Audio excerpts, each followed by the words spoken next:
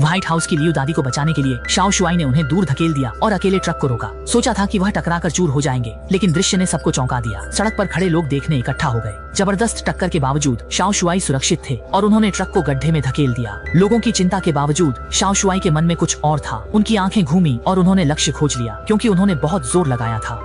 अभी अभी की दादी को उसने चारा काटने की मशीन में भेज दिया, तो जब कोई ध्यान नहीं दे रहा था वह जल्दी से वहाँ से चल दी। उसकी असाधारण शारीरिक क्षमता के कारण जहाँ भी वह होती कुछ खास होता। उस दिन वह अपनी दादी के साथ बैंक में लोन चुकाने गई तो एक डाकू से सामना हुआ। उसने चतुराई से दादी को बाहर निकालने की कोशिश की, लेकिन डाकू ने पहले ही कदम उठा लिया। दरवाजा बंद हो चुका था और उसकी दयालुता के चलते उसने डाकू की मदद भी कर दी, जो उसके पूर्वजों के सिद्धांतों के खिलाफ था। और इस पर बैंक मैनेजर नाराज हो गया। लेकिन जब दोनों की बहस चल रही थी तभी अचानक गोली की आवाज आई और जमीन पर सोया आदमी उसका अपना चाचा निकला। 2 मिनट 30 सेकंड की साधारण बातचीत के माध्यम से शाओ शुआई को एहसास हुआ कि वह एक बड़ी जिम्मेदारी निभा रहा है। एक गुप्त संगठन ने एक शक्ति विकसित की है जो छूने पर दूसरे की ऊर्जा सोख लेती है, जब तक कि वह सूखी लाश न बन जाए। सोंग बियाओ बहुत निर्दयी था। उसने अपनी शक्ति बढ़ाने के लिए प्रयोगशाला में सभी की ऊर्जा ले ली। इस स्थिति में कियांग गी ने अपनी भीतर की डॉल्फिन ध्वनि निकाली। बियाओ को कोई नहीं हरा सकता था, लेकिन उसका लालच उसे प्रोग्राम बदलने पर मजबूर कर रहा था। फिर भी एक अप्रत्याशित घटना हो गई।